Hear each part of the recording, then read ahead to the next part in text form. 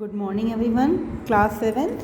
This is your SST book, Perfect Social Science, and your first chapter in history, where, when and how, कहाँ, कब और कैसे. ठीक है बेटा.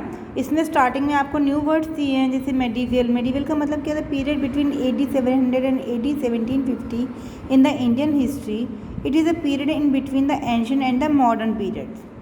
Okay. Now second is numismatic. Numismatic आपने 6th क्लास में ही पढ़ा होगा. एक word, study of coins issued by the rulers. जो रूलर्स जो कॉइन्स को इशू करते थे उनकी स्टडी करना न्यूमिस्मेटिक कहते हैं उसे. Chronicles, written accounts of important और historical event in the order in which they occurred. ठीक है, उनको सीरियल ऑर्डर में लगाना है, इसको क्रॉनिकल्स कहते हैं. जाति, अ कास्ट और sub caste. A manuscript, a handwritten book. Royal autobiography, an account of ruler's life and achievement written by the rulers.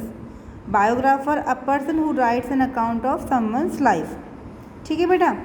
अब देखिए इसमें जो फर्स्ट जो आपका टॉपिक है वो है term use to describe Indian subcontinent. Indian subcontinent को डिस्क्राइब करने के लिए कौन कौन सी टर्म यहाँ पे इंट्रोड्यूस हुई हैं.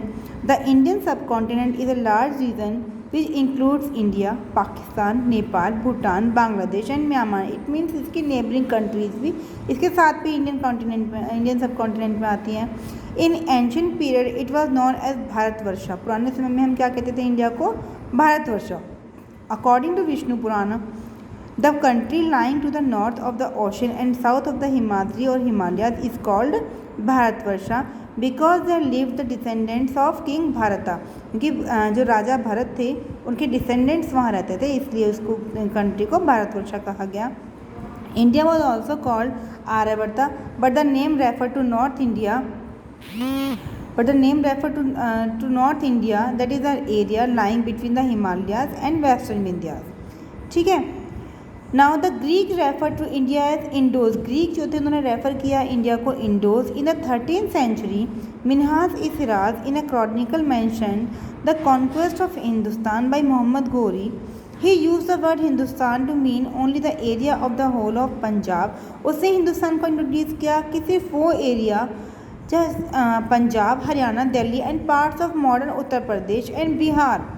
ठीक है. Babur the first Mughal empire 1526 से 1530 use the term Hindustan to mean whole of the Indian subcontinent. Babur ने इसको इंट्रोड्यूस किया है कि पूरा इंडियन सब कॉन्टिनेंट के उसमें. इन हिज ऑटोबायोग्राफी, उसने बाबरनामा लिखा था, अपनी बायोग्राफी खुद लिखी थी, इसको ऑटोबायोग्राफी कहते हैं, अपनी बायोग्राफी खुद लिखना. He recorded his observations of events, people, flora and fauna of most of the Indian subcontinent. इसने यहाँ के जो भी ऑब्ज़र्व किया हमारे देश में आके, यहाँ के लोगों का रहन सहन, यहाँ के जीव जंतु, यहाँ के पेड़ पौधे कैसे थे. ठीक है. यहाँ के लोगों का कल्चर कैसा था देश में रहने का. Article 1 of the Indian constitution name the territories of the state and the union territories as India, that is Bharat. Article 1 में भी इंडियन कॉन्स्टिट्यूशन के इंडिया की सारी टेरिटरीज एंड स्टेट्स के बारे में मेंशन है.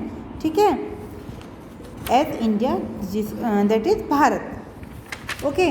नाउ देखिए आपको एक मैप दिया हुआ है इंडिया का. यहाँ आपको सारी नेबरिंग कंट्रीज़ दी हैं बेटा. एक मैप पर आप भी नेबरिंग कंट्रीज़ को फिल कर लीजिएगा इंडिया की, और उसको अपनी नोटबुक में, हिस्ट्री नोटबुक में आप इस चैप्टर के काम के साथ में उसको आप पेस्ट कर लेंगे. Okay. Now thus the same term has mean different things at different period of time. Let us take one more term, foreigner. अब एक नया टर्म आती है फॉरेनर. फॉरेनर का मतलब क्या है? Today the word foreigner means a person who belongs to a country that is not his own. अब यहाँ पे हम कहते हैं फॉरेनर का मतलब है कि एक ऐसा पर्सन जो belong to a country that is, जिस कंट्री से belong to a country that is not his own, उसकी वो नहीं है. But in medieval time a foreigner और अ परदेसी was a person who came into a town or village community from outside. ठीक है, जो किसी टाउन या किसी कम्युनिटी में बाहर से आया है. In other words a foreigner was someone unfamiliar to people living in a particular area. Okay बेटा. Now medieval period, the time frame. अब हम इसमें पढ़ेंगे टाइम फ्रेम के बारे में. Medieval period, the time frame. देखिए, the medieval period is a period in between the ancient and modern period. ठीक है बेटा. The 8th century saw many changes in social, economic, political and culture. Life of the people of India. तो इसमें बहुत सारे changes आए। There were also changes in the pattern of their thinking and behaviour. Thus we take the 8th century as a one belonging to the medieval period. Changes did not take place suddenly at any particular period of time. किसी भी time period में changes जो होते हैं बेटा बहुत जल्दी से नहीं आ पाते, उनको थोड़ा समय लग जाता है, ठीक है। Some changes appeared earlier at some place and some quite later. कुछ चेंजेस थोड़े से जल्दी हो जाते हैं, कुछ चेंजेस जो होते हैं थोड़ा सा टाइम लगाते हैं। Many changes took place after the downfall of the Mughal Empire and after the East India Company became the leading power in India in the middle of the 18th century. This is taken at the